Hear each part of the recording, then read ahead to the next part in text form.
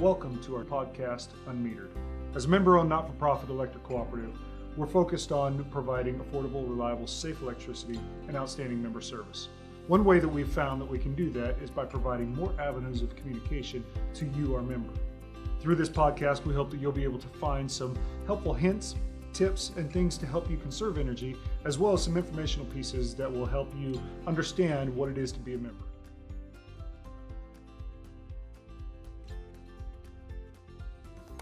Welcome back to Unmetered. This week, we're speaking with Brad Gibson. This is actually going to be a two-part series. Brad Gibson, our Chief Cooperative Business Officer for Middle Tennessee Electric. Welcome. Thank you. We're going to start this week off, actually this two-part series off. We're going to talk a little bit about cooperative solar. We've had Chris Jones on here talking about cooperative solar. We did our ribbon cutting that hopefully you saw. If you didn't, go back and check it out. And so we're going to talk a little bit about that, and then we're going to go to phase two of this series, and we're going to talk about Brad and where he is and how he got here, not to our studio, but actually to Middle Tennessee Electric, and then get to know him a little bit personally. One thing I would like to remind you, if you haven't checked out our earlier podcasts, check them out. You can check them out on our YouTube site. Go to our, any of your podcasting, any place that you download podcasts. Also, if you haven't signed up for Sharing Change yet, head on over to sharingchange.org, sign up for that. It's a great program, and I'm sure you've heard lots about it. But after that, let's get into cooperative solar. Brad, we had, back in November, Middle Tennessee Electric had commissioned and cut the ribbon on its first cooperative solar project. Tell us, just in a nutshell, tell us what is cooperative solar? Great question, and a lot of folks hear of it, they think of it as community solar. We've heard that term used before, but as a co-op, we think that it resonates better to be cooperative solar. And really what it is, it's an opportunity for Middle Tennessee Electric to offer our members the ability to have solar when it may be difficult for them to do so otherwise. And cooperative solar also brings to the table economies of scale, because we were able to do it at a size in which most people wouldn't consider at their own residential home. So why solar compared to any of the other renewable generation opportunities out there? Sure. Well, and we're certainly not opposed to looking at those in the future, but right now the cost of solar and the production of solar here in Middle Tennessee, in this region, it's beginning to make economic sense for people to consider it, especially when you can put in 3,000 panels in at one time at one site and get those economies of scale. So we're able to do it because we think it's beginning to make sense, and quite frankly, because it's what our members want. Our members, when they make inquiries about renewable generation, 99% of the time it's about solar.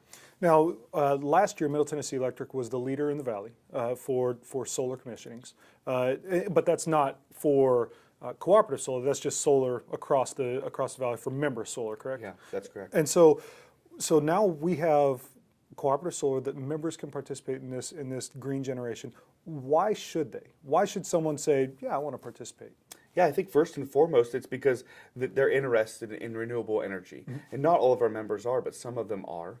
And some of them have gone to the extent, as you mentioned, we're one of the leaders in the valley for interconnecting renewable generation. So our members are certainly interested in it. But a couple of things happen. Sometimes they're renters.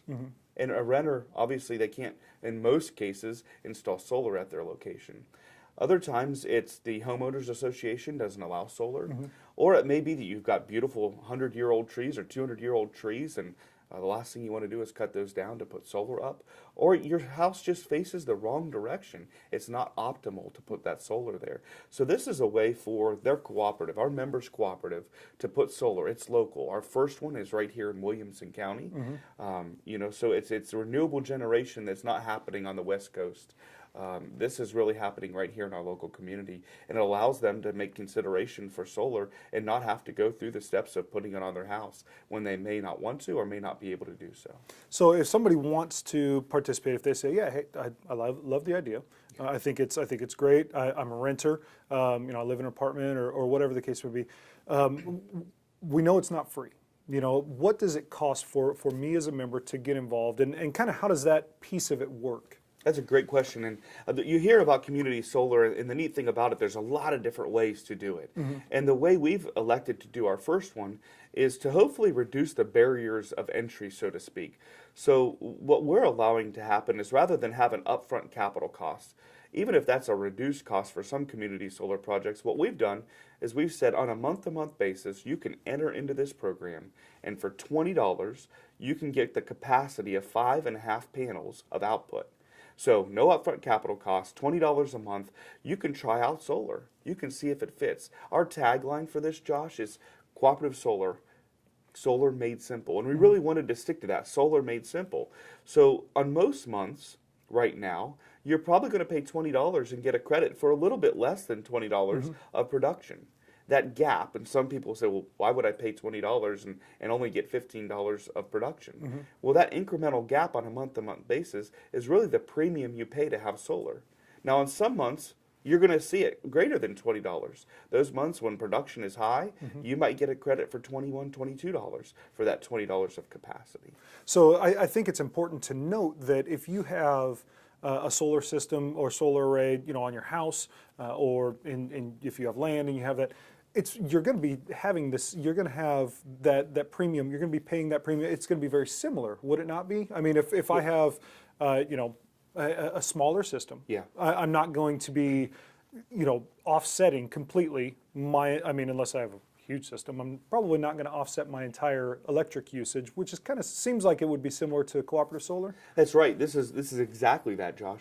This is really, there's the sun still sets, Right. and some days are cloudy, and some days have better sun exposure than others. And so this is translating that exact reality of what's happening with solar into the credit that happens on your bill. So there's no overhead, there's no premium, there's no pieces that are being introduced other than the reality of what solar produces is the credit you get on your bill. So if someone jumps into it, and I like the idea that you can try it out. I like that Middle Tennessee Electric has said, hey, we're not, you can get in and you can get out.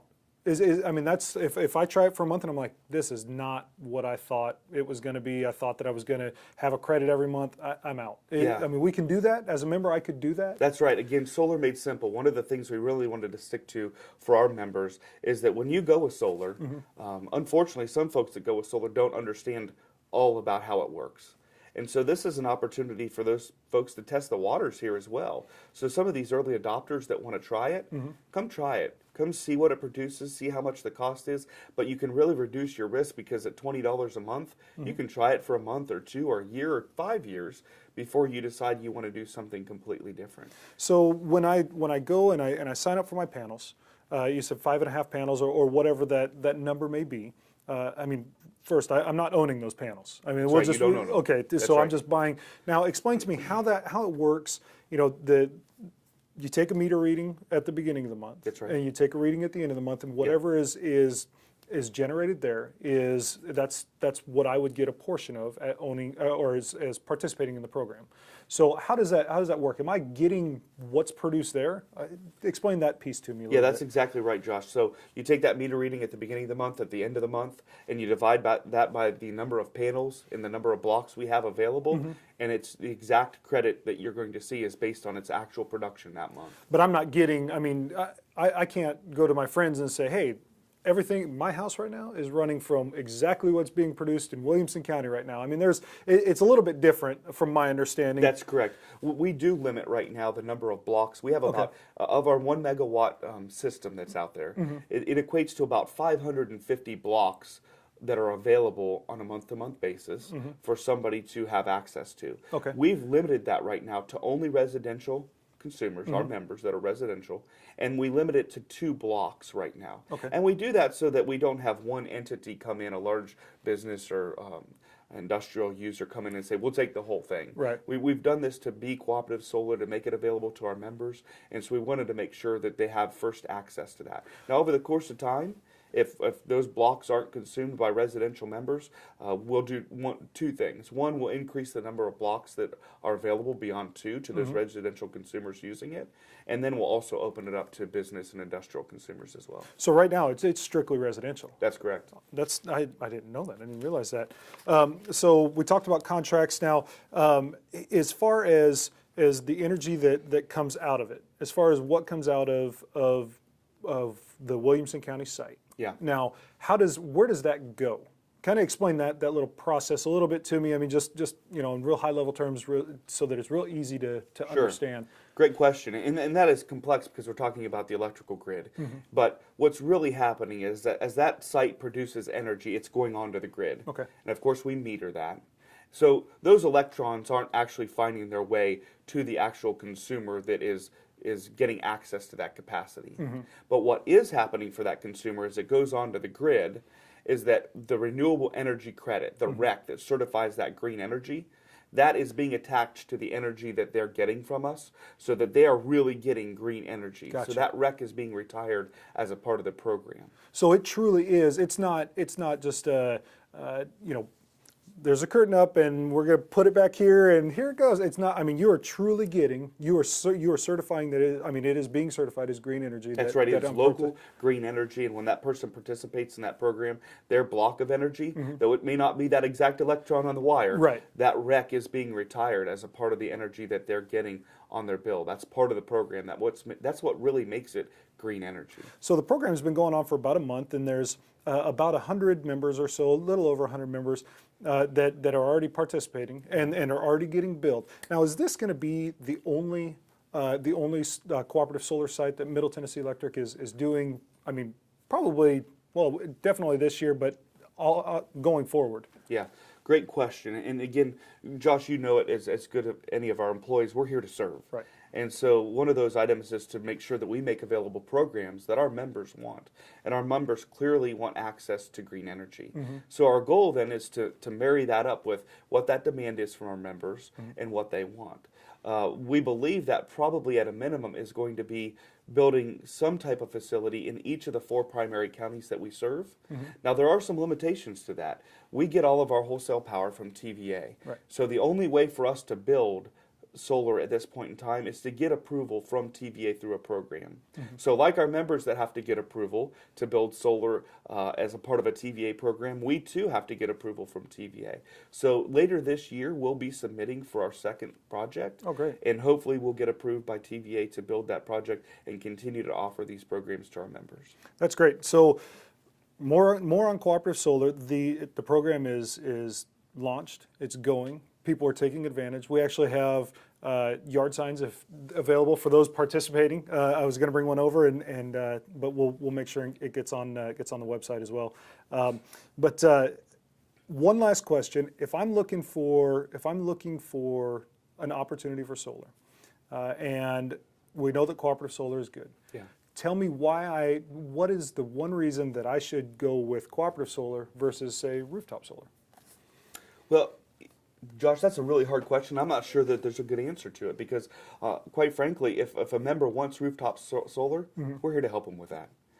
We really wanted to make cooperative solar about having a choice, having an option, and helping them reduce the barriers to having solar because it may be very expensive to do at your house. Like we mentioned, it may be difficult to do at your house. It also is probably an opportunity for some folks that wanted to get there but couldn't to do it earlier than they thought they might be able to. So really our goal is to make solar accessible to the members that really want it.